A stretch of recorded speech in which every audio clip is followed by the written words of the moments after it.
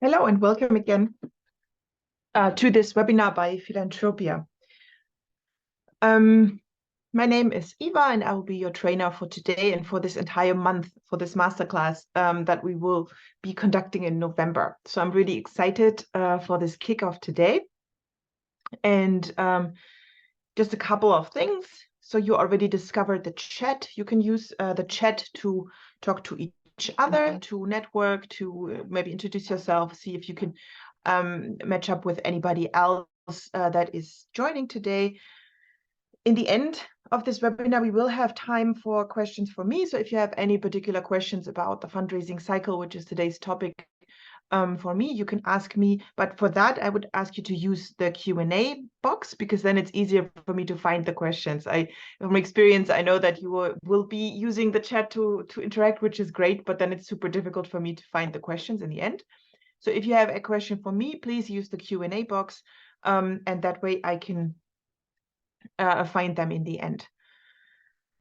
Today's webinar is recorded, obviously, so there will be a recording that you can rewatch if you join late or if you want to share with your colleagues. And I also want to say hello to all the people joining us from YouTube, because we're also streaming this live on YouTube, so that more people can benefit from this. Yeah, so today is the first webinar of 8 webinars that will be running in November, all about writing great proposals so that you are well equipped to start the year 2024 and be successful in fundraising. We have a pro version and a free version. So in the free version, you can get access to 4 webinars. So they will be mostly on Tuesdays. I think the last one is going to be on a Thursday. But you will have received the schedule for that when you signed up. If you signed up for the pro version, those would be the people who signed up for the pro version, or everybody joining us from Plan or from Pharma Access. You have access to all the 8 webinars. So there will be another webinar on Thursdays that will have a lot of information, a lot of detail furthermore. If you still want to join up for the pro version, there's still time. We have a special price for people from developing countries as well. So if you want to join the pro version, which includes those 4 other webinars, plus access to the donor database, plus a consultation with me, a 1-hour consultation where we can discuss any issues that you might have, any proposals that are on your desk or whatever you need support with. All of that is included. Please check out the offer again if you are thinking about getting it, because then you should decide before this. Actually, this week's webinar is on Friday, not on Thursday, because Thursday I'm traveling. So decide before Friday so that you can still join us for the next webinar and take 100% advantage of all of this. You will be sent the link to the full masterclass by email, and my team will also post it at some point so that you can go check it out. But for now, I think we can get started with today's topic, which is, again, the first of 8 webinars about proposal writing. And to make sure that you know exactly where we are in each step of the way, we are going to start today with the fundraising cycle, to give you an overview about the steps that are included in the fundraising cycle, the things that the steps that you have to take to become a successful fundraiser and to set up successful fundraising strategies within your organization. Yeah, just a couple of words about myself. Most of you probably already know me. My name is Eva. I'm from Germany, and I have been working for Philanthropia for many years now. I don't even know how many years exactly. I think it's coming up to 10 years. I have lived in Nepal for 7 years and worked with many grassroots NGOs there. And I've also worked and lived in South America. And since 2019, I'm back in Germany and do my consulting work for German and international NGOs from here. I have a PhD in geography, and the topic of my PhD research was sustainability and project planning. So that is really a topic that I'm very passionate about. Yeah, so today we will talk about the key 5 steps in the fundraising cycle that we have identified in our team with our years and years, if not decades, of fundraising experience. So those are the main obstacles that we have also identified. So if you know our flagship course about fundraising, you also know that those are the 5 obstacles that we have identified. Those are the 5 steps that we believe most NGOs make mistakes. So that's why we always really focus on those 5 steps. The masterclass is about proposal writing, which is the last stage, application. But all the other steps are crucial so that you can actually write a good application, that you can actually get to the point where you know what you have to submit, how you have to submit it, what to include, etc. Choosing the right donor. So all the other steps are really important, and that's why we're going to talk about them today. As you can see, this is somewhat of a cycle. So it's not, actually, sorry, this arrow is going the wrong way. It's supposed to go up as well. So it's a cycle. You go around and around. You start in the middle by developing the fundraising strategy. So what is your strategy? What do you want to do? What do you need in the future, etc. We'll talk a little bit more about that on the next slides. After you have developed a fundraising strategy for your project or for your entire organization, depending on the scope of it, you would move to finding donors for a specific project or for specific funding needs that you have identified. That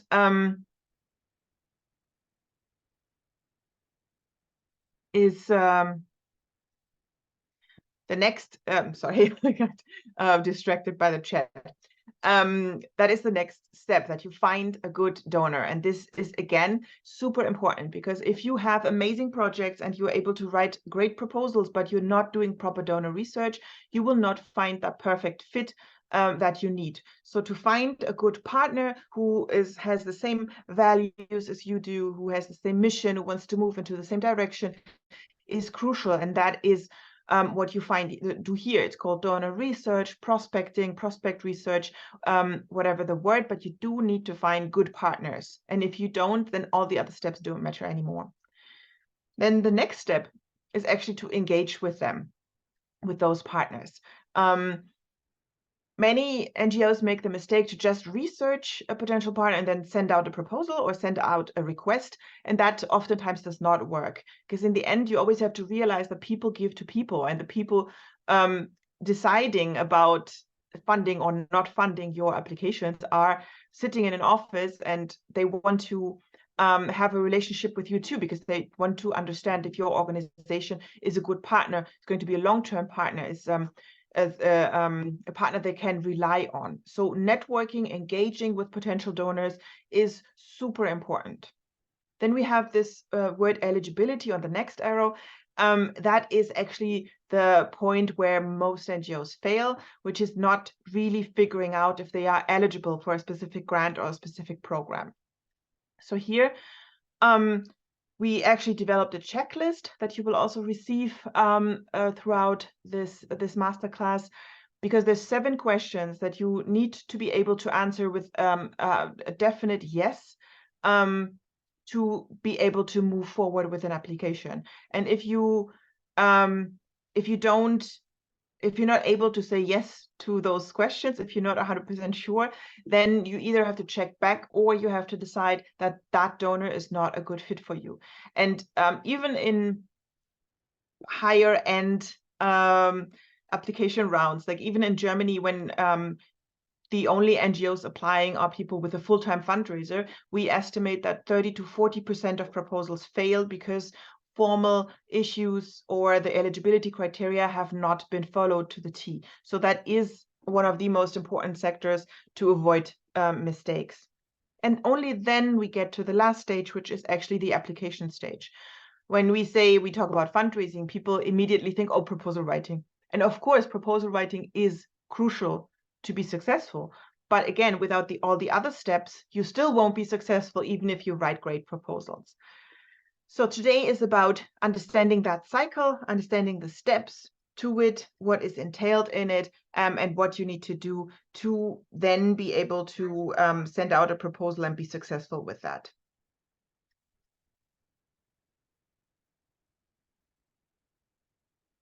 So we actually have prepared a couple of questions. Let me see if I can publish them. Let me see here. No, sorry, they haven't been done. So I'm just going to ask like this. Maybe you can just think about that yourself, or you can type it in the chat. What is your position in your organization, and have you written any successful proposals before? Because it's always interesting to see if okay, resource mobilization officer, if there's more people from the fundraising side here or the project management side, because I know that especially in small NGOs, oftentimes you have to do both. So you're a project manager, but at the same time, you kind of have to get the money for your project as well. So it's always interesting for me to see who is doing what. So we have a director, and yes, all of you have written successful proposals, so that's great. So we have a great base to start off of. A fundraising officer, consultant. Yeah, so great. So you are all, most of you, or at least most of you that have commented until now, are actually in the fundraising field. Okay, now that I've said that, now we get more program director and program managers.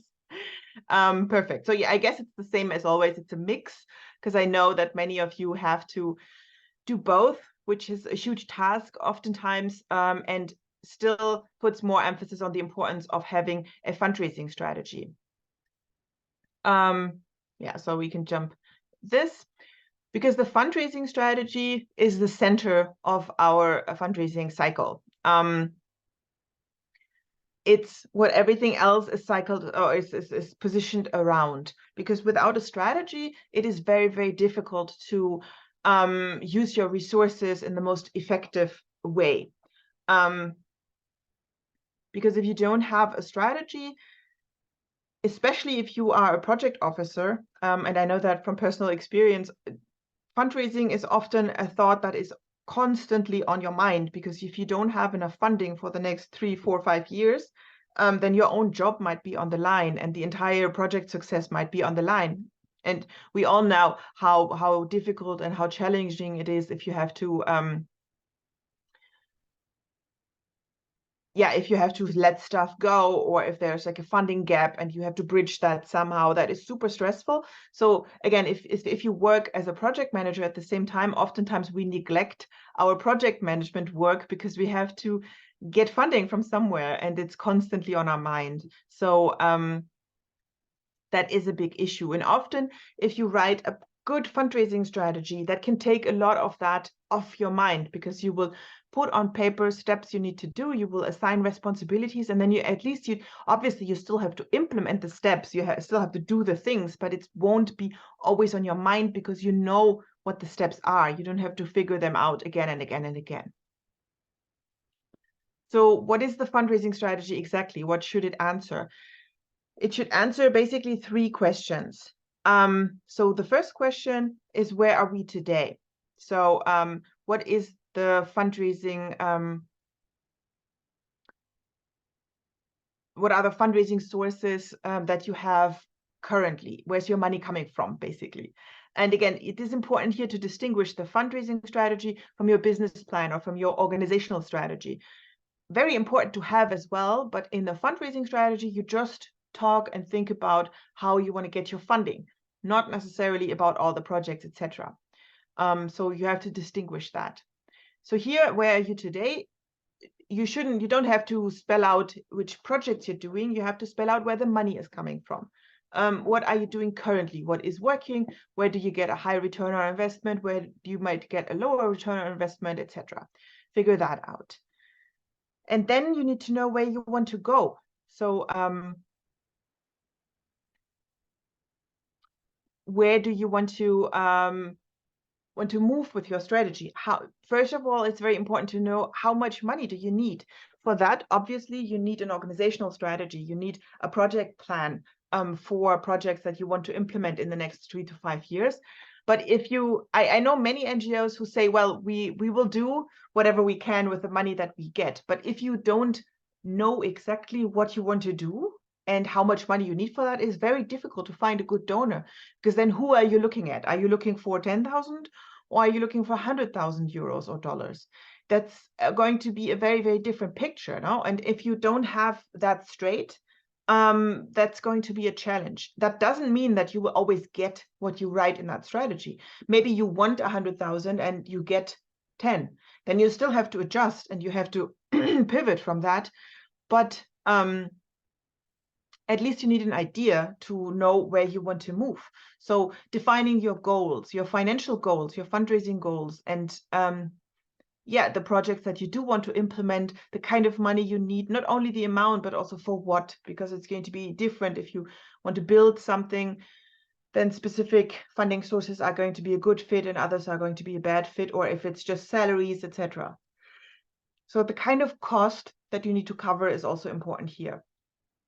And then the biggest part of the fundraising strategy is going to focus on how will you get there. So what are the actual fundraising instruments that you want to use? Do you want to only write grant proposals, or do you also want to do individual fundraising? Do you want to use crowdfunding? Do you want to talk to businesses? Where do you want to apply? What kind of donors do you want to attract? What kind of grants do you want to accept? Are you also looking for let's say corporations with banks that can give you loans, maybe at very good rates, etc. You need to define which tools you want to use, which instruments you want to use, and then how are you going to use them. In this part, we always really recommend to focus on action points. So to have a really detailed work plan for the first 4 quarters, for the first year, definitely very detailed for the first 2 quarters, and then it can get less and less detailed because you'll have to adjust and you have to do it again anyways. But really with tasks, specific tasks that need to be done, specific people that need to be contacted, including who will do it. Because if you, the greatest plan is not worth much if you don't assign responsibilities, because especially if you're working in a bigger team, it's going to be very tricky if nobody really feels responsible for implementing the tasks that you have lined out. So this is the most important part of a fundraising strategy, because it will tell you exactly what your next steps will have to be and who has to do them and by when they will need to be done. And when you have spelled this out, that's going to really relieve a lot of tension, because then, like I said, then you know what you have to do. You still have to do it, still have to do the work, but you don't have to constantly think about it. It's a bit like making a to-do list. If you've ever had that feeling, sometimes it can be super overwhelming to try to keep everything in your head, what you need to do. But if you make a to-do list, you outsource that, then you just have to do it, and you don't have to try to not forget it all the time. And I know it's the same with fundraising, because if you don't have a strategic approach, it's going to be on your mind constantly. And if you plan with a strategy for the next 3 to 5 years, you can also avoid funding gaps, because you will already plan for eventualities in the future, or at least you will not run into them without any prior warning, because you will know, because you will have planned out the next 3 years and will be prepared. And here's a couple of more reasons of why you need a fundraising strategy. It's going to lead to a more stable fundraising base or funding base, because usually one of the things that we do, or one of the things that comes out of this is that you need several funding sources, not just one. We've seen that especially in times of crises, but in general as well. If an NGO depends on only one donor, then it runs a very high risk that if that donor, for whichever reason, stops supporting, to have no funding at all. So it's always better, if you look at the risk distribution, to have several income sources. Those could be several institutional donors, or have a little bit of a funding base from individual donations, have some businesses support you, etc., whatever it might be.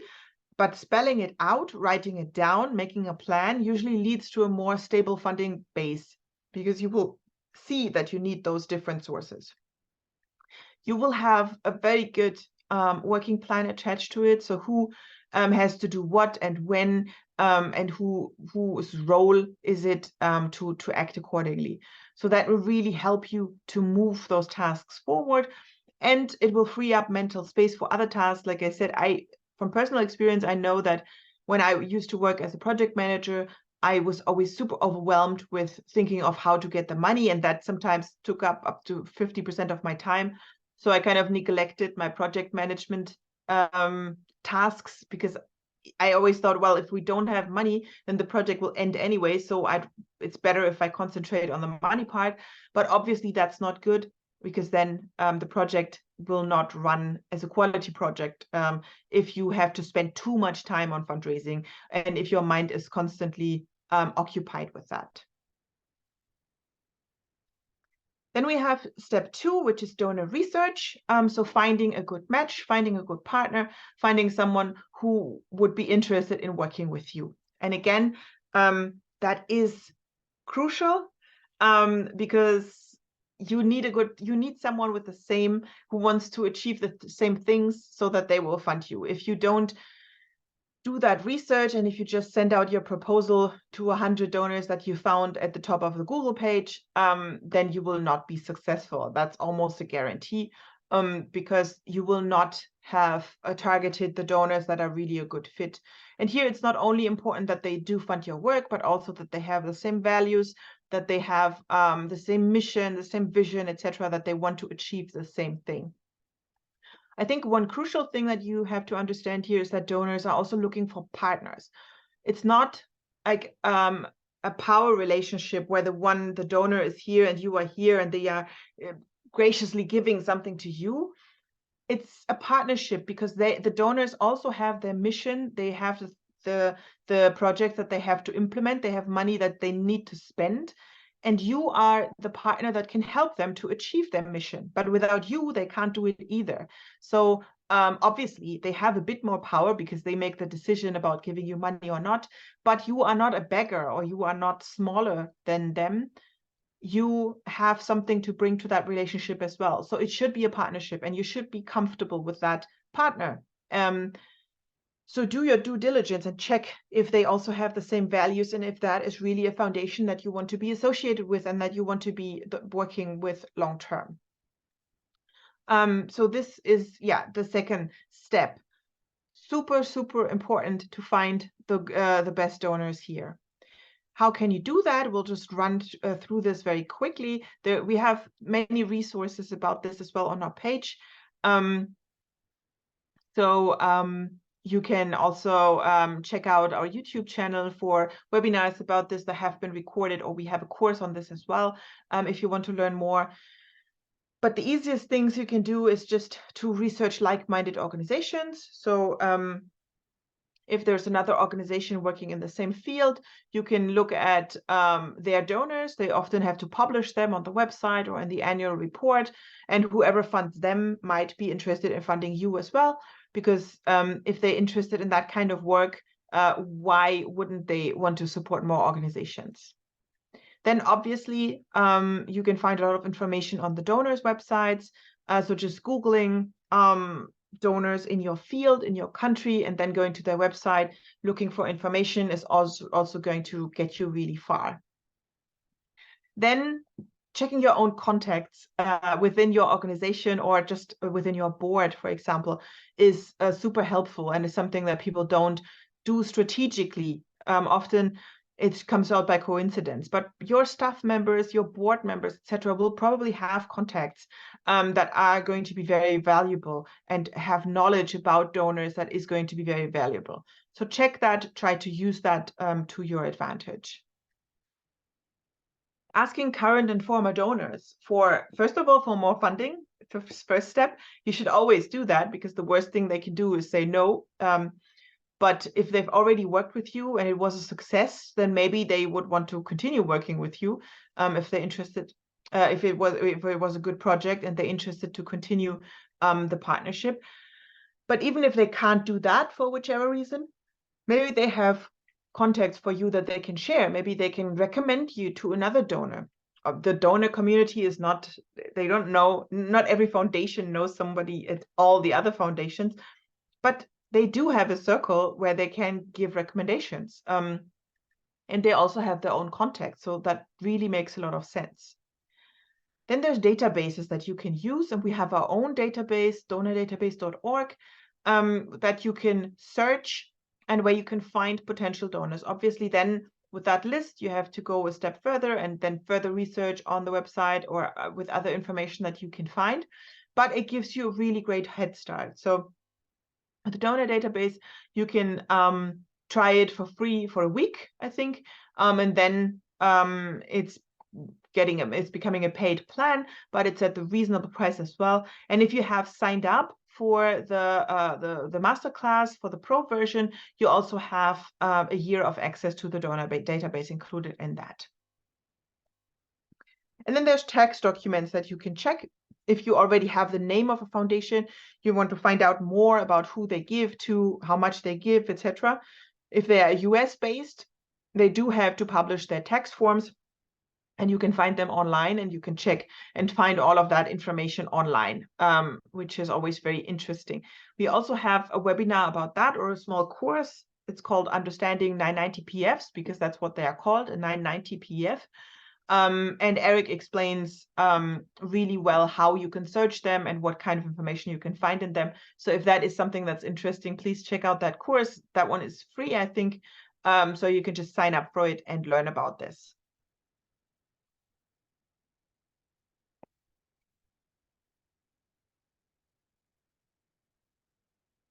So then you need to organize your research. So we have an Excel file that we always suggest that you use to organize your research in a strategic way. And why should you organize it that way? The first thing is that you will only spend a limited amount of time on research if you do that. So our method is to write down every single donor that you research and have it in the list. And then we have a ranking system where we go from high to middle to low. So when we think the probability is very high that that donor could fund your work, you would give it a high ranking. If you think, yeah, maybe, then it's a middle. And if you think, no, this donor is not going to fund us, give it a low rating, but include it in the list, because otherwise, when you go back and do another round of research, maybe after a year, you will have forgotten that you've already researched that donor, so you'll research it again. And you want to avoid that, to not spend time on doing the same task twice. And yeah, if you organize it that way, you will spend only a limited amount of time and it will be much more productively used. Those ways of organizing the research will lead to you never missing a deadline, because you will include all deadlines, all important dates in that file, and you can even link it up to your calendar, and then you will have that information immediately, and you will know when you have to send in a proposal, or when you have to send in any other documents, registration, etc. If you have an Excel file like that, you can share the results of your research activities with your team, and you can also divide tasks and responsibilities. So again, it comes back to the importance of having a work plan and assigning responsibilities, because even if you have, if you've researched 5 donors and now your plan is you have to contact them, and one of your team members has to contact 2 or 3 of them, they have to know that, and there has to be like a proper task attached to that, because otherwise those things don't get done. You don't know how many meetings I've attended where the end result was that everybody said, oh, well, now we know what we have to do. Thank you. And they went back to their desks and nothing ever got done, because nobody said, well, you do it. Or Jack has to make this call, or Paula has to write this email. It needs to be with like a name label and a time label, and then things will get done, especially if you're working in a bigger team. And this way you will also know your way ahead, because the more donor research you do, the more often you kind of go back to your file and look at it, the better understanding you will get of the donor landscape. And that will also tell you where you can apply, when you can apply. And it will really tell you what the next steps have to be, and where you should send a proposal next. This is just an example of one of the files that we use. So we include name, the website, obviously the focus area, where they work, which can be a bit different for every project. You can look at projects from different angles, and then you can still get funding for them from different kinds of donors. The range is very important. So how much money they give, because if a donor gives 5,000 or 500,000, that's going to be a very different approach. And this ranking system that I told you about, from high to low. Application information, so what you have to do to apply there. Notes for your own notes, to do, so who needs to do what, and a deadline if there is one. So that you know by when you have to apply, and that you know which task is urgent and which proposal you should tackle first. Then we have the third stage, which is the engagement stage, where you have to actually talk to donors and network with donors. And again, this is so important because people give to people, and if you have a relationship with a donor, the probability of them being favorable towards your proposal is much higher than if you've never talked to them. And I think that's doesn't mean that the process is corrupt or anything like that. It just means if you have to read 100 proposals and there's one by your friend, you're not going to pick that necessarily, but maybe you're going to read it with a bit more attention, and maybe you're going to look at it a bit more favorably, just because you know that person behind it. And if you're looking for a good partner and you already know that organization, you know how they're working, and you know that they're reliable, then that is going to be plus points. Another thing is that if you engage with donors, you will learn more about them, and that is going to be your main objective here. Learning what they want to see in a proposal, learning about their values, learning about their mission, their theory of change, so that you can actually write a proposal that is a perfect fit for them. And a lot of information you will not find on their website, and you will not find it put in writing, but you will find out by talking to people that work there, by talking to the grant officers who write the calls for applications and who have to look at all the proposals, because they will be able to tell you much better what they want to see and how they want things to be designed than if you just try to search their website.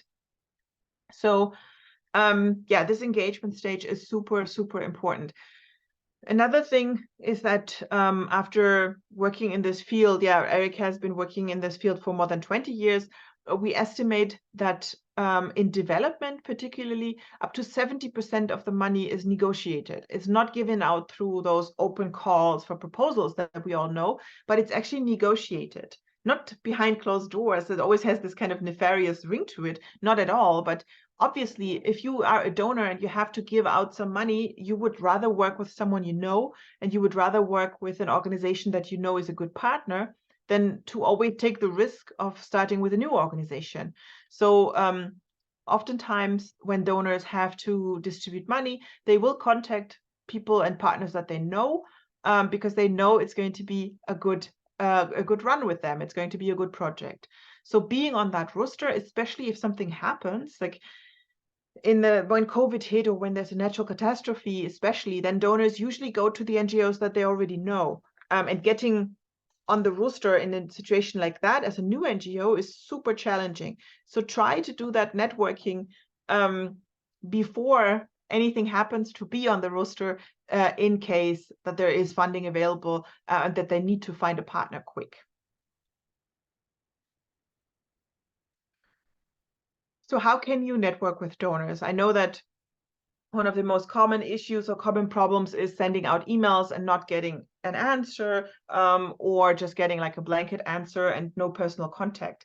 But how can you actually network with donors? So we have a couple of tips of what you should ask when you have a meeting, and how you can actually get a meeting in the first place, and how to find the correct person to contact at the donor's office.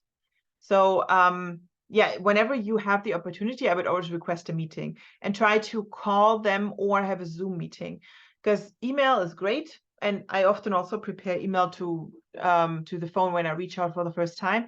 But you will get so much more information when you actually talk to someone on the phone compared to email, because people often don't like to put things into writing, obviously, because then they can be pinned down on it. Yeah, a phone call is usually the better solution if possible, or having a Zoom meeting, etc. You can also use the social media accounts to find contact information and to find the correct person to contact. LinkedIn is great for that because obviously LinkedIn is a professional platform where you can find business associations, and you can find where people work, which position they're in. You can directly see if you have any connections to them, if you maybe have a common contact who could introduce you, etc. So that is always very helpful.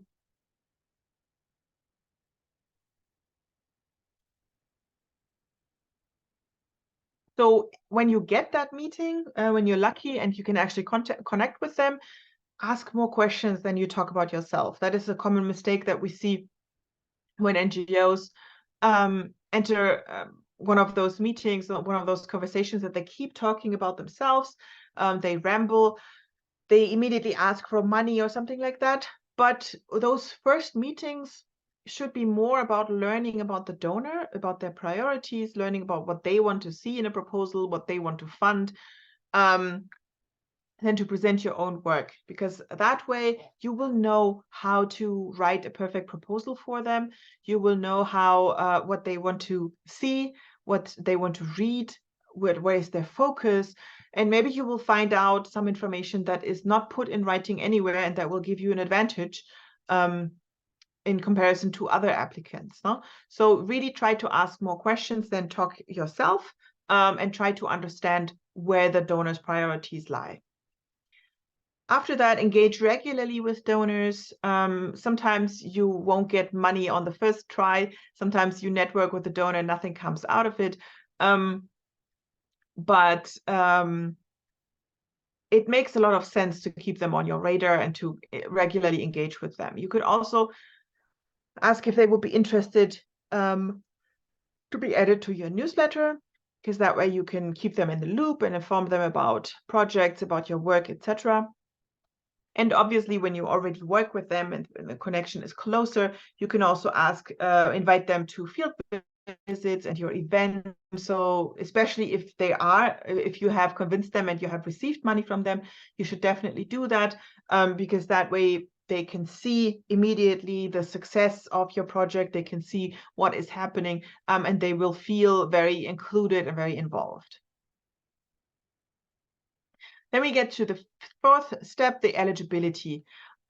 So with all the information that you have collected during your donor research and during the engagement process, you will be able to figure out if you are eligible. Of course, sometimes you will already find out you're not eligible during the research process, and then you don't necessarily have to engage with that donor, even though having donors in your network never hurts. But still, then maybe that's not a number one priority. But oftentimes you only find out during those personal conversations if you are really, really eligible. And again, this sounds super simple. This sounds super straightforward. And usually, I mean, this time I can't see your faces, but when I'm in a live workshop, when we present this part, people always kind of almost roll their eyes and like, yeah, of course, we know that. But again, you wouldn't believe how many proposals get sent out that were never eligible for this grant in the first place. And that's just a lot of wasted time for you, for the NGOs that have prepared all those documents, that have prepared 10, 20 pages of a proposal. And it's a waste of time for the donor, who has to still read that to figure out they're not eligible. And it's very frustrating for everyone. So that's why we kind of hammer this home so much. And again, we believe that 30 to 40% of proposals fail here when trying to figure out the eligibility. So that's why we focus on this so much. So it's very, very important to understand that if you are not eligible, you cannot apply. I know that sometimes NGOs feel like, well, it's not 100% fit, but maybe the donors could be a bit understanding, so let's send it anyways. Or yeah, maybe they will change their guidelines for us, etc. But unfortunately, it doesn't work that way. If they say they're not funding in your country, then usually they are not funding in your country. If they say they do not fund projects in the field of environmental conservation, then they do not do that. Then that's not a good fit. Those are super clear, but there's others as well. If they say that they do not fund the type of cost that will incur in your project. For example, if you want to build something, but the donor excludes building cost or buying land, stuff like that, or administration cost, well, then they do exclude that. Then you cannot apply if that is the case. Or there's other formal things like the form of organization. If you're a social enterprise, a registered social enterprise, and the donor says in their guidelines only registered NGOs can apply, well, then that excludes you. If you have a good reason for that, obviously, if the guidelines say people can only apply from Kenya and you are in Nigeria, then there's nothing that will change that, and you just move on. But staying with the social enterprise example, if I know, for example, in Nepal, it is at the moment very difficult to register a new NGO, but it's very easy to register a company or maybe even some form of social enterprise. And there's also some tax reasons to that. It's very expensive to register an NGO, while it's much cheaper to register a company. So in those circumstances, it might make sense also for the donor to consider why you had to register as a specific type of organization. So then this could be a reason to connect and to ask questions, to explain yourself. But you should never just send a proposal and hope that they will understand or hope that they will look over this. This is something that you have to clear beforehand. It's a great opportunity to start a conversation, and then you will already have the opportunity to explain a bit more about your project beforehand. But it's not something where you can just that you can just ignore. Definitely not. So you do have to check back with the donor, check if they can maybe make an exception for you in this case. Usually you will have guidelines that you can use, that you can read, where the donors give you information about what can be funded, what they want to see in a proposal, how you have to send it, deadline, etc. And those guidelines are super helpful as well, because they can give you a lot of clues about what exactly they want you to focus on. So read them carefully and really follow the guidelines in every detail, because if you don't, then your proposal will probably get dismissed, especially now with artificial intelligence coming up more and more. I think some donors will also move to having proposals checked by AI in the very first round, just to see, like we do with job applications already, just to see if your proposal follows the formal guidelines. So that will become even more important. And again, if there's any questions, which are not like the wrong country or a completely different kind of project or something that is completely out of budget, etc., then that's a great opportunity to connect with donors, to ask them questions, to see if there's maybe a way around this, because many donors are very understanding and there is some leeway, but you have to discuss with them, you have to ask them, and you have to find a way to explain yourself. But still, the guidelines are crucial. We always recommend to print them out. If there are guidelines, print them out, put them next to your computer, and keep them with the work that you're doing. Keep checking and make sure that you really, really follow them. Because Another thing that donors use this for is to deal with work overload, I think, because if there's a global open call, oftentimes they get thousands and thousands of applications. So to kind of weed out the ones that didn't pay attention to detail, they put stuff in there, I think, that sometimes is just a test, or at least I cannot imagine any other reasoning behind this. If they even tell you like the font you're supposed to use and the size of the font size that you have to use, etc.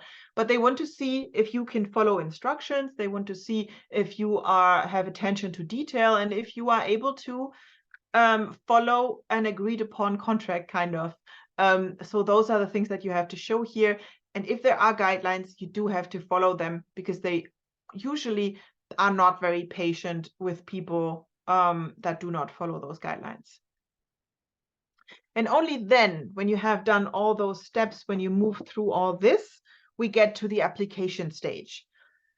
Only then can you send a proposal or a concept note or whatever the donor asks you to send over. But because you have done so much research, because you've engaged with them, because you really understand that donor now, you know exactly what you have to send. So you know if it's a full proposal, if it's a concept note, if they just want to see a budget or whatever it might be, and whatever you are supposed to focus on, you know that now because you have collected all that information. So that probably leads to you sending less proposals because you focus more and it's going to be more work to do all that research.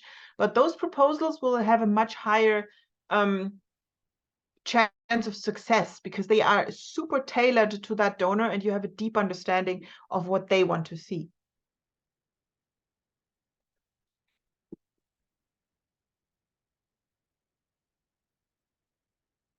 So yeah, I don't have those questions ready, so I'll just jump that. But I've seen that many of you already have written proposals. You already indicated that in the first slide, and that you also already have written successful proposals, which is great.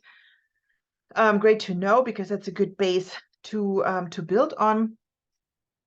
But when you get to the stage, you need to ask for funding and support at some point. So when we talk about networking, if you watch any of our videos about that, you will always see us mentioning and saying you shouldn't ask for money immediately. You should also think of other ways to collaborate, etc. That is crucial, but at some point you do have to ask because they are a donor and you're an NGO, and they also know that you want funding at some point. So you have to get to the point where you ask for funding and support. And if the donor says no, oh, we just love talking to you, probably they won't. But well, then you have to move on. You shouldn't drop those contacts from your network, but still, then you're not going to get any money from them. By then, you will know what the appropriate way is. They will have told you, or you will have found out if they want to see a full proposal or if they want to see a concept note or something like that. So you will have a deep understanding of that. And this is the start to establish partnerships, to move along and yeah, to work with donors more closely.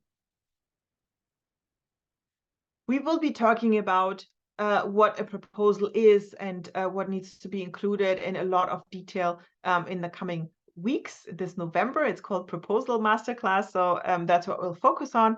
But just a quick introduction. The normal parts that need to be covered would be the introduction or summary, where you summarize what your project is about. That part is actually more important than you might think, because people will always read that part more. Then you have the project rationale or the background, so explaining why the problem you want to solve is actually a problem, which again is more important than you might think, because not everybody's a specialist in the area that you're working in. And so sometimes you have to give a bit more background, you have to give a bit more justification for why your work is so important. Then you share your project goals and objectives. So what do you want to achieve? Then you get to project strategies and activities. So that talks about how you want to achieve it. So what the actual things are, the actual activities that you want to do to achieve your goals and objectives. Then you have a part that talks about project results, closely connected to that, because that is what comes out of it, kind of. Those are the direct results of your activities and your strategies. Then you talk about beneficiaries or project participants, as you would say today. So who is taking part in your project? Who is the target group? Whose lives are you going to change? Then obviously every proposal needs a budget. You need to explain how much money you're applying for, what you want to use the money for, and yeah, what types of costs will incur. You need a timeline. When will you start? How long will this project run? Which milestones are along the way, or by when will you reach them?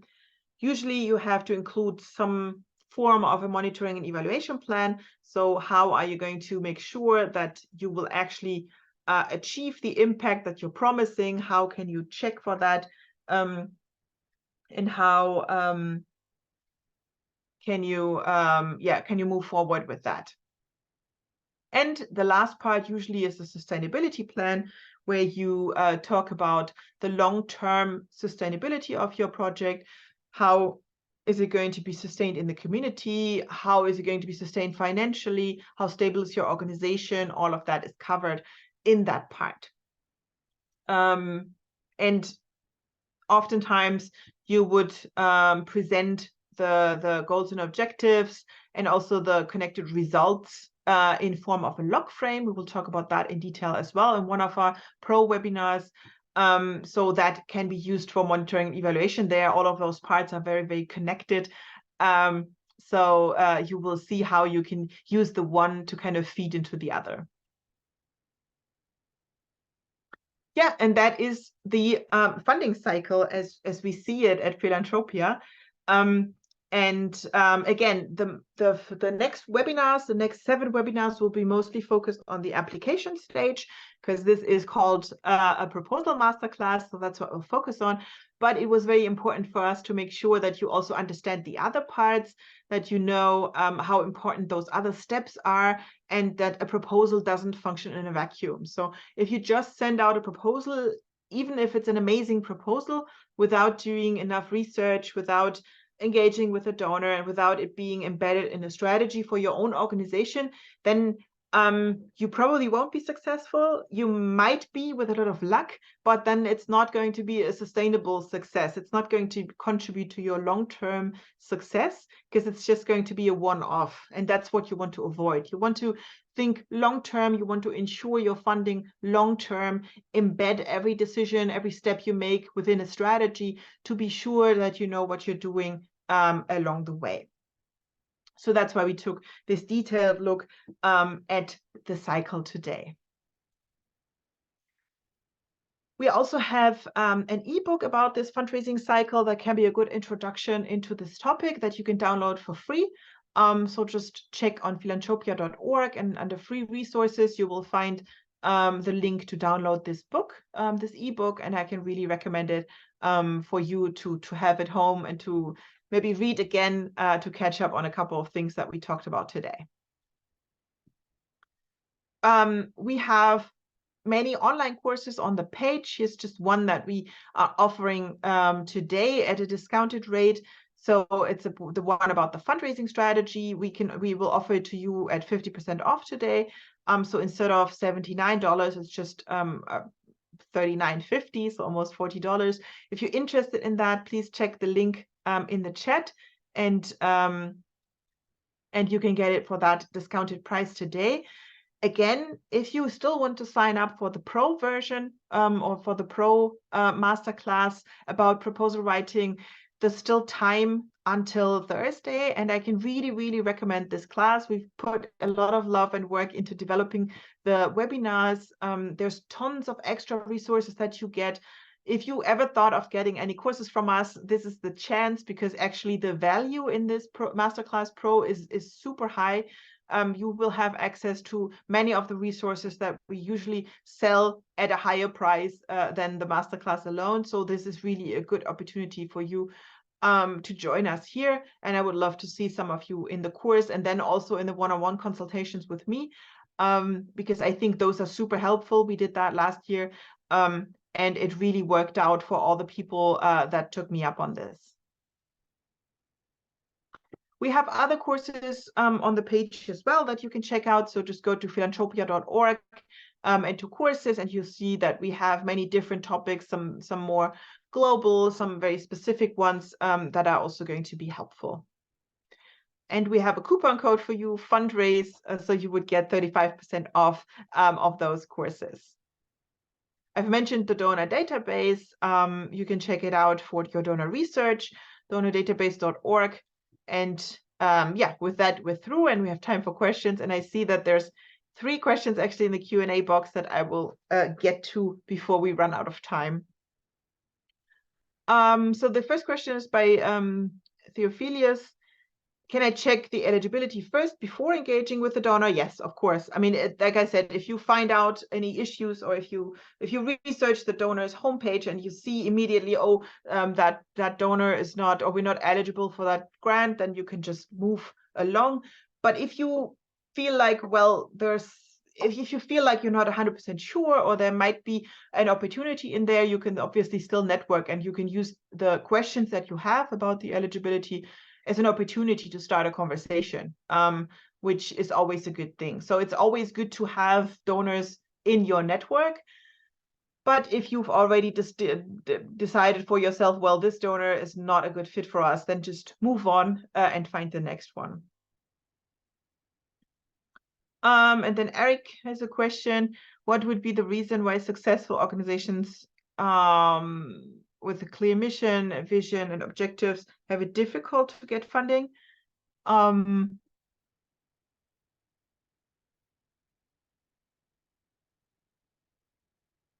That sounds like a very specific problem to your area.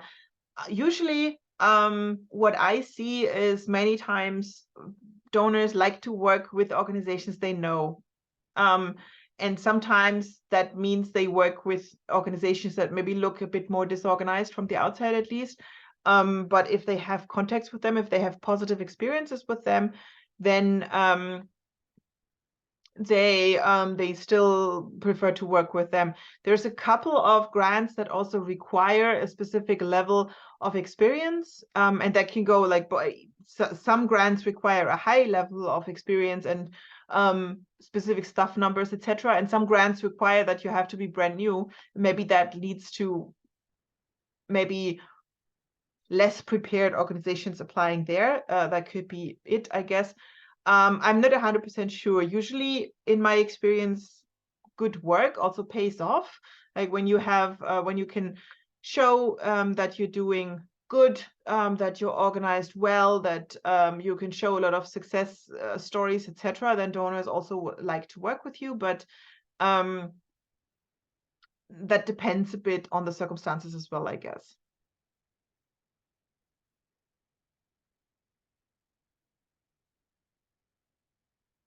And there's a question from David. What is the most ideal approach to look for calls for proposals from donors? Is to look for calls for proposals from donors, or to initiate your proposal of interest and then look for appropriate donors? Yeah, donors seem to set the agenda and priorities somehow. That's a very good point. So what we always recommend, or what I recommend, is that you start with a project plan. So you write the project that you want to implement, because you know the people you want to work with, you know the circumstances, all of that. And then you go look for donors that are a good fit for that. And if you find a donor that where you feel like, okay, if I apply here, I have to change my project so much that it's not going to feel like my project, and the donor is setting the agenda, that's maybe not a good donor. I think more and more donors understand that you are the experts and you know what needs to be done in the field, and that they have to rely on your experience. So I think more and more donors do that. So that's why it's worth to keep researching until you find that good donor fit that really wants to do the project with you that you want to do. But I think it's a good start to start by developing a project that you feel is the best project to address the issue you want to address. And then move from there to look for donors, and also develop a proposal based on that project plan and not start with a proposal. Because if you start with a proposal, you will write a project that is more according to what the donor wants to see than maybe what you think is appropriate.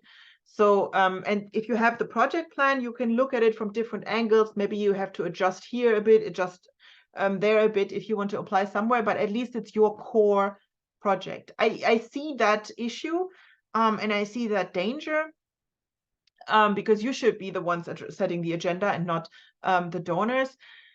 And I think starting from a good project plan is one way to go. Then there's a question by Barbara about the tax documents. That's a specific thing to the US. So if you are researching US-based donors, they have to publish their tax documents. So they have to file their tax returns every year, and they have to officially publish that. So you can see that online, and they will have to they include like how much money they spend on grants, what their assets are, etc. And that can just give you a lot of information. I recommend you check out that video by Eric where he explains exactly how to analyze this tax form 990-PF. It's a way to find out more about a donor, because there you can see who they funded, where they gave grants to, etc. That will give you further information about that. Then Sasha is asking, is it fine to send emails with a direct request or question about funding when there's no open call? Yes, definitely. I think if you find a donor that is a very good fit for the work you want to do, you should always try to reach out, even if they don't have an open call. Even if they say no unsolicited proposals, that doesn't necessarily always mean we do not fund anybody. It just means don't send us a proposal. But you can send them a meeting request. You can ask them something. You can talk to them and see if there's any ways that you can benefit from each other. And then from there, you move on. And maybe sometimes that will lead to them inviting you to send them a proposal. So I would definitely reach out. I wouldn't limit myself to just the ones that have open calls for proposals, because when they have open calls, the competition is also going to be much, much higher. So you kind of want to get those that don't have open calls, but that still would be interested in cooperating with you. Again, that requires more research, that requires much more networking, but it's also probably going to be more successful, because in those cases, usually you have to compete with very few others, while with an open call, you have to compete with hundreds, if not thousands, of other proposals. Okay, thank you. I think with that, we will wrap up for today. I've already went over for 6 minutes. I hope to see all of you again next week, and I would love to see some of you on Friday in our next Pro webinar. I think the topic is going to be the fundraising strategy. So we'll look more specifically at how you can design that, how you can plan that, and what needs to be included. And again, I think my team just posted, or maybe a minute ago, posted the links to the masterclass. Now it's in the chat, and I would love to see you in that masterclass. And if you can't join there, I'll see you again next Tuesday, where we'll talk about the project plan. So there will be a lot of information on how to make that a great base for your proposal as well. Thank you very much. And you will get reminder emails as well.